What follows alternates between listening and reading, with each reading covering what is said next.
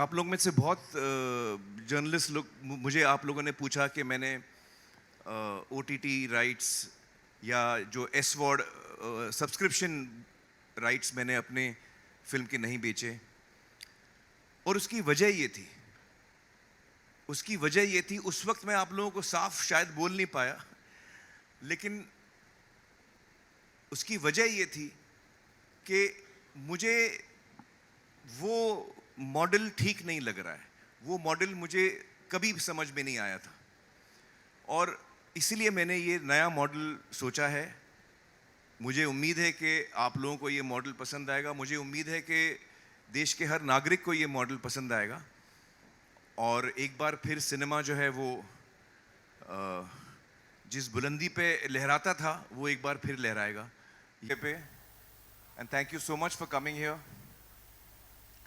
आज मेरे लिए बहुत ख़ास दिन है और जब भी बहुत ही ख़ास दिन होता है और मैं बहुत नर्वस और एक्साइटेड होता हूँ तो मुझे रात को नींद नहीं आती है।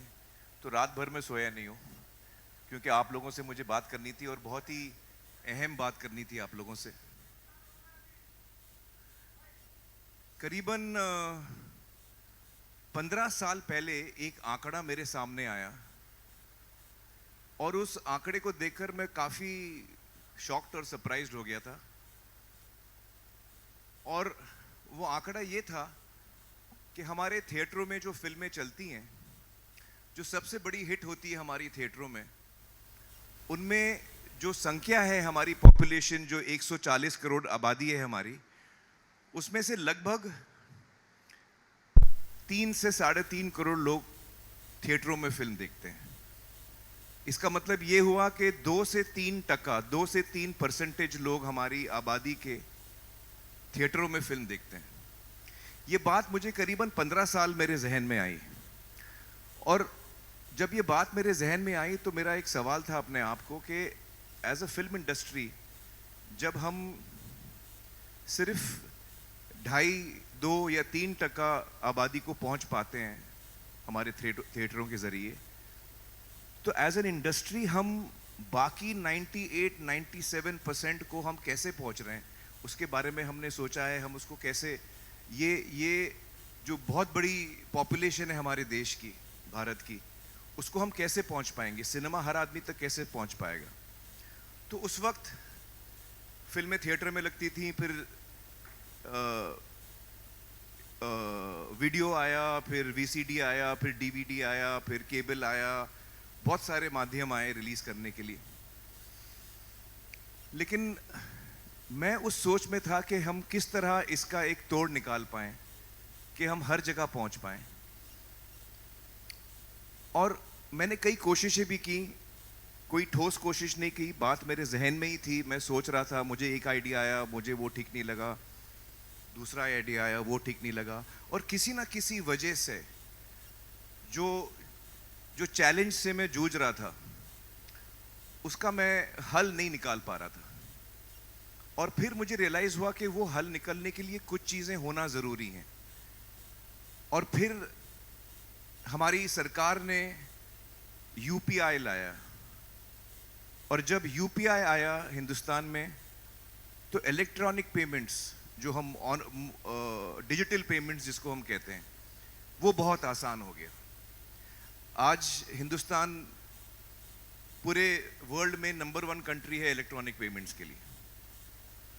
तो ये एक बहुत बड़ा चेंज आया। दूसरा जो चेंज आया वो ये कि इंटरनेट पेनिट्रेशन बढ़ते गया। आज हमारा इंटरनेट पेनिट्रेशन बहुत ज़्यादा है और हर रोज़ बढ़ रहा है।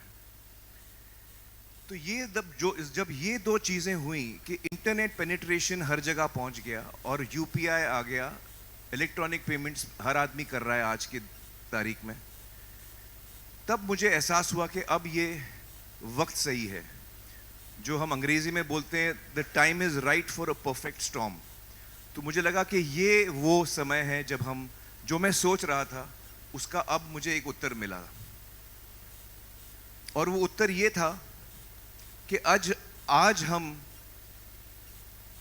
किसी भी अगर डिजिटल प्लेटफॉर्म पे आए जिसकी पहुंच बहुत ज़्यादा है, ताकि हम हर आदमी तक पहुंच सकते हैं इंटरनेट के ज़रिए, तो आज हर हिंदुस्तानी या ज़्यादातर हिंदुस्तानी के पास वो एबिलिटी है इलेक्ट्रॉनिक पेमेंट करने की। और तब मैंने सोचा कि यूट्यूब वो प्लेटफॉर्म है जो ऑलमोस्ट हर आदमी यूज़ करता है। हर डिवाइस पे आपको वो मिलेगा, स्मार्टफोन्स पे मिलेगा, आपको स्मार्ट टीवीज़ पे मिलेगा, स्मार्ट जो टैबलेट्स हैं उस पे मिलेगा। तो यूट्यूब बहुत सारे डिवाइसेस पे प्री लोडेड आता है, और यूट्यूब का जो पेनिट्रेशन है हिंदुस्तान में, दुनिया भर में बल्कि, वो बहुत बड़ा है। करीबन 55 करोड़ हिंदुस्तानी एक दिन में यूट्यूब में विजिट करते हैं। करीबन 55 करोड़, हर महीने में नहीं, हर दिन में। तो तब मुझे एहसास हुआ कि ये जो मैं सोच रहा था उसका मुझे फाइनली आंसर मिला है कि अगर मैं यूट्यूब पे आऊँ, इंटरनेट के ज़रिए मैं हर जगह पहुँच सकता हूँ, और यूपीआई आने के बाद इलेक्ट्रॉनिक पेमेंट्स हर हिंदुस्तानी कर सकता है। तो फाइनली मुझे उसका जवाब मिला, और उसका मैं मॉडल सोच रहा था कि वो मॉडल क्या होना चाहिए। देखिए, डिजिटल तो काफ़ी टाइम से आ गया है, और डिजिटल पे काफ़ी एंटरटेनमेंट भी हम देखते हैं। अलग अलग उसके मॉडल्स हैं, सब्सक्रिप्शन मॉडल है, और भी मॉडल्स हैं, फ्री मॉडल भी है, बहुत सारे मॉडल्स हैं। और मुझे ये एहसास हुआ कि जो हम बचपन से मैं जो फिल्में देखते आ रहा हूँ, या 100 साल से जो हिंदुस्तान में सिनेमा चल रहा है, उसका एक ही मॉडल रहा है हमेशा से, और वो है मॉडल पे पर व्यू। हम एक दफ़ा जाते हैं थिएटर, हम एक दफ़ा पैसा देते हैं, और हम एक दफ़ा फिल्म देखते हैं। तो अंग्रेज़ी में उसको कहते हैं पे पर व्यू। आप एक दफ़ा टिकट खरीदते हैं, आप एक दफ़ा फिल्म देखते हैं। इसको कहते हैं पे पर व्यू मॉडल या ऑन डिमांड। तो मुझे लगा कि जिस तरीके से हम आमतौर पे फिल्म देखते आ रहे हैं, वही मॉडल को मैं अपनी ऑडियंस तक ले जाना चाहता हूँ। पहले वो थिएटर में जाके पे पर व्यू करते थे, एक दफ़ा पैसा दे के एक दफ़ा थिएटर देखते थे, फिल्म देखते थे, अपनी पसंद की फिल्म देखते थे, और वही सुविधा, वही फैसिलिटी मैं हर एक हिंदुस्तानी तक पहुंचाना चाहता हूं। और मुझे समझ में आया कि ये मॉडल पेपर व्यू का जो आज तक चला आ रहा है, वही मॉडल मैं कंटिन्यू करना चाहूँगा यूट्यूब पर। और इसी सोच से कुछ महीने पहले मैंने आमिर खान टॉकीज़ लॉन्च किया। आमिर खान टॉकीज़ कुछ महीने पहले लॉन्च हुआ, उस पर काफ़ी मटेरियल है जो आप देख सकते हैं। उसका नाम मैंने टॉकीज़ इसलिए रखा था क्योंकि मुझे पता था कि कुछ महीने बाद मैं अपनी फिल्म यहाँ पे रिलीज़ करने वाला हूँ। तो ये जो मेरा एक सपना हमेशा से रहा है, एक क्रिएटिव इंसान होने के नाते मेरा ये सपना हमेशा से रहा है कि मैं हर हिंदुस्तानी तक पहुँच सकूँ, और हर हिंदुस्तानी तक पहुँच सकूँ एक किफ़ायती दाम में, ताकि वो अफोर्ड कर सके। उसकी चॉइस है कि वो कौन सी फिल्म देखना चाहता है, लेकिन कम से कम as cinema makers, as film makers, हम कम से कम अपनी ऑडियंस तक पहुंचने की कोशिश तो करें। और आमिर खान टॉकीज़ जो मैंने शुरू किया, मैंने उसको नाम दिया जनता का थिएटर, क्योंकि वाकई हर आदमी का पर्सनल थिएटर, उसके, अगर आपके पास स्मार्ट टेलीविज़न है तो आमिर खान टॉकीज़ आपके दीवार पर है, अगर आपके पास कोई डिवाइस है तो आपके टेबल पर है, अगर आपके पास स्मार्टफोन है तो आपका थिएटर आपके हाथ में है। तो इसकी रीच बहुत बड़ी है, और इस सोच को पूरा करने के लिए मैं YouTube से मिला, और इस वक्त मैं YouTube के हेड गुंजन को बुलाना चाहूँगा स्टेज पर। Gunjan, please join us on stage.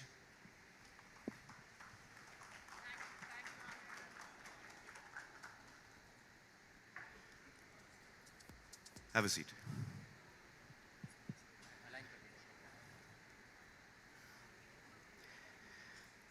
तो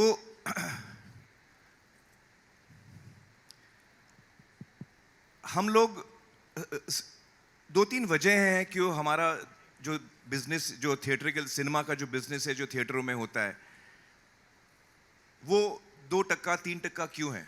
ये भी समझने की ज़रूरत है। देखिए, अमेरिका जो है उसकी आबादी कुछ हमसे 1/3 होगी, 1/3 ऑफ अस रफली, लेकिन उनके पास 35,000 स्क्रीन्स हैं। चाइना के पास 90,000 स्क्रीन है। हमारे पास स्क्रीन बहुत कम है, हमारे पास करीबन 8 से 9,000 स्क्रीन्स हैं। कोमल, एम आई राइट? रफली देर। तो ये जो एक डिसएडवांटेज है, जो ज्योग्राफिकल डिसएडवांटेज, अगर मुझे फिल्म देखनी है, मैंने सुना है फिल्म अच्छी है, लेकिन मेरे इलाके में दूर दूर तक कोई थिएटर नहीं है, तो मैं कैसे जाके देखूंगा? क्या मैं करूं कि मैं वो फिल्म देख सकूं जिसकी मैंने इतनी तारीफ सुनी है? मैं देख ही नहीं पाता हूं। और भी वजह है जिसकी वजह से लोग फिल्म नहीं देख पाते थिएटर में। कुछ लोग उस वक्त जब थिएटर में चल रही है फिल्म या रिलीज होती है, तो कुछ लोगों की तबीयत ठीक नहीं होती, कुछ लोग एल्डरली होते हैं, अलग अलग वजह से कुछ लोग थिएटर नहीं जा पाते। सबसे बड़ी वजह मुझे लगता है कि जो डेंसिटी ऑफ थिएटर्स हैं वो शायद सबसे बड़ी वजह है। और ये एक जो कोशिश है मेरी, वो ये है कि मैं सिनेमा को घर घर में ले जाऊं, मैं सिनेमा को हिंदुस्तान के गांव गांव में ले जाऊं और हर ऑडियंस तक हम पहुंच पाए। और ये डेमोक्रेसी है ऑडियंस के लिए कि वो कौन सी फिल्म कब देखना चाहे। जब आप डिजिटल पे हैं, यूट्यूब पे हैं, वीडियो ऑन डिमांड या पेपर व्यू पे हैं, तो आप अपना समय तय कर सकते हैं आपको कब देखना है। आप अपनी जगह तय कर सकते हैं आपको कब देखना है, किसके साथ देखना है। ये सारा फ्रीडम आपको मिलता है। तो ये सारी वजह थी जिसकी वजह से मुझे लगा कि ये एक आइडिया है जिसका वक्त आ गया है।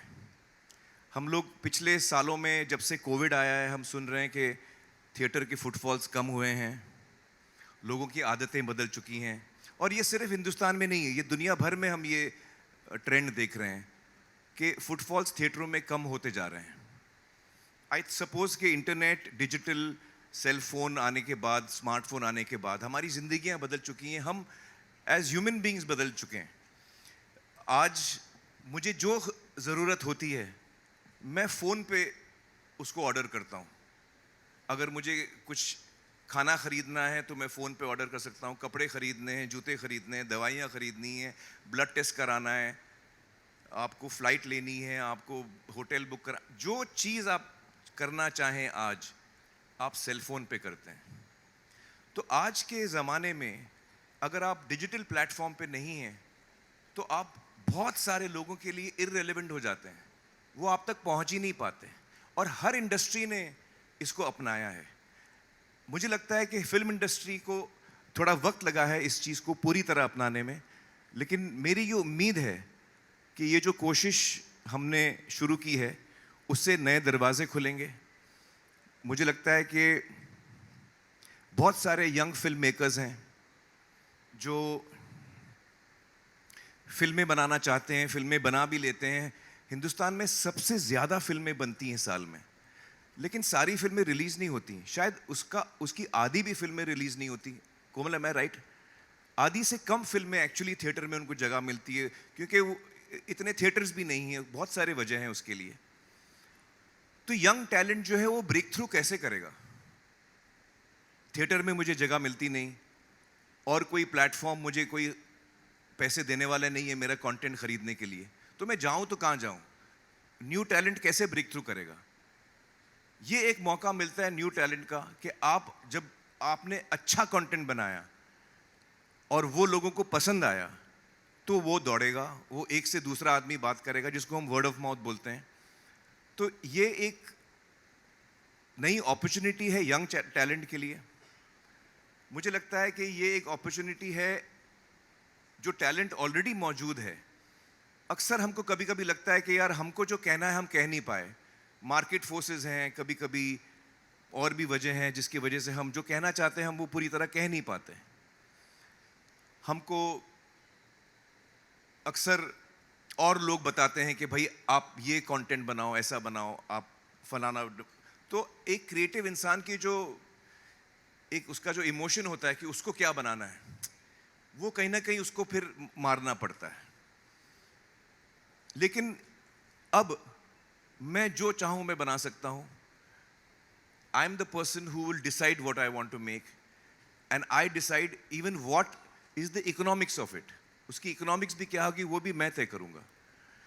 तो ये सारी चीज़ें जो हैं मुझे लगता है हमने जो प्राइस पॉइंट तय किया है इस फिल्म के रिलीज़ के लिए वो है 100 रुपये। मैं चाहता हूँ कि ये फैमिली फिल्म है, मैं चाहता हूँ कि फैमिली साथ में बैठ के देखें। 100 रुपये की फिल्म में अगर आपके परिवार में 4 लोग हैं तो 25 रुपये पर हेड में आप फिल्म देख सकते हैं। और वो फिल्म जो आपको देखनी है, ये नहीं कि हर फिल्म आप देख रहे हैं, जो फिल्म आपको अच्छी लगती है, जिसका ट्रेलर आपको अच्छा लगता है, जिसके बारे में आपने अच्छी बातें सुनी हैं, तो आपको पता है कि यार ये अच्छी फिल्म देखने जा रहा हूँ मैं, थिएटर में आ चुकी है, मेरा फर्स्ट स्टॉप हमेशा थिएटर रहेगा, थिएटर में आ चुकी है। अब थिएटर के बाद थिएटर ने सिर्फ सितारे ज़मीं पर का उदाहरण ले लेते हैं, हमारा थिएट्रिकल जो रन है वो कंप्लीट होने तक हम करीबन 80-90 लाख या 1 करोड़ लोगों को दिखा पाएंगे थिएटरों में। 80 लाख और 1 करोड़ के बीच में ये फिगर कहीं आके बैठेगा। बाकी हिंदुस्तान, बाकी के लोग कहाँ देखेंगे? तो ये मेरी तरफ से कोशिश है कि मैं जो मैं काम कर रहा हूँ, जो मैं क्रिएटिव काम कर रहा हूँ, वो मैं हर एक हिंदुस्तानी तक पहुँचा पाऊँ। मेरा ये सपना है कि जो हम सिनेमा बनाते हैं वो हर हिंदुस्तानी तक पहुँचे और आसानी से पहुँचे और वो किफ़ायती दामों में पहुँचे, ताकि वो डिसाइड कर सके उसे कब देखना है नहीं देखना है, जो उसको जैसे वो सही समझे। लेकिन कम से कम हम एक ज़रिया बना रहे हैं ताकि हम हर हिंदुस्तानी तक पहुँचें। ये एक अटेम्प्ट है। सिनेमा जो कोविड के बाद नीचे जा रहा था, मुझे लगता है कि ये एक विन विन फॉर ऑल हो सकता है। ये फिल्म मेकर्स के लिए एक विन हो सकता है, उनको एक बड़ी ऑडियंस मिल सकती है। अगर आपका काम अच्छा है, लोग पसंद करेंगे तो आप कमा सकेंगे। ऑडियंस के लिए विन विन है क्योंकि उनको कमती दामों में फिल्म देखने को मिल सकती है। आप सोचिए कि एक परिवार में अगर 4 लोग हैं, वो फिल्म देख रहे हैं, 100 रुपये में देख रहे हैं, तो 25 रुपये पर हेड होता है। आप अपने नेबर्स को भी बुला लीजिए। मैं जब छोटा था हम लोग नेबर्स के साथ में देखते थे छाया गीत। आप 8 लोग कर लीजिए तो और कम हो जाएगा। आप पूरे गांव को दिखा लीजिए, 100 लोगों को दिखाइए 100 रुपये में, तो 1 रुपये पर हेड पड़ता है। तो ये आपके ऊपर है, आप इसका किस तरह इस्तेमाल करें। लेकिन हमारी कोशिश ये है कि हम हर हिंदुस्तान के कोने कोने तक पहुंचने की कोशिश करें और हर आदमी इसका लाभ उठा पाए। तो ये एक बहुत ही बड़ा कदम है। आप लोग में से बहुत जर्नलिस्ट लोग, मुझे आप लोगों ने पूछा कि मैंने OTT राइट्स या जो S-Word सब्सक्रिप्शन राइट्स मैंने अपने फिल्म के नहीं बेचे। और उसकी वजह ये थी, उस वक्त मैं आप लोगों को साफ शायद बोल नहीं पाया, लेकिन उसकी वजह ये थी कि मुझे वो मॉडल ठीक नहीं लग रहा है। वो मॉडल मुझे कभी समझ में नहीं आया था और इसीलिए मैंने ये नया मॉडल सोचा है। मुझे उम्मीद है कि आप लोगों को ये मॉडल पसंद आएगा। मुझे उम्मीद है कि देश के हर नागरिक को ये मॉडल पसंद आएगा और एक बार फिर सिनेमा जो है वो जिस बुलंदी पे लहराता था वो एक बार फिर लहराएगा, ये मेरी उम्मीद है। और मैं गुंजन से गुजारिश करूँगा कि वो भी अपने थॉट्स आपके सामने रखें एज यूट्यूब जो हमारे साथ इसमें पार्टनर कर रहे हैं। Amir, am I audible enough to everyone? Okay, fantastic.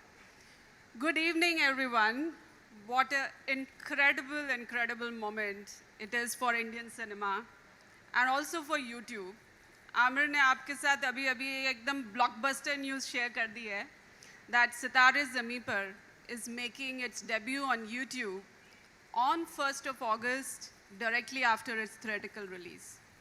And on behalf of everyone in YouTube, I'm very happy and proud to say that we couldn't be more thrilled. We are so excited to partner with you, Amir. Aamir की जो ये vision है, जो 15 साल से ये सपना चल रहा है, this democratization is a very powerful word. This is about making the stories of Indian cinema और हर स्टोरी टेलर की स्टोरी अवेलेबल टू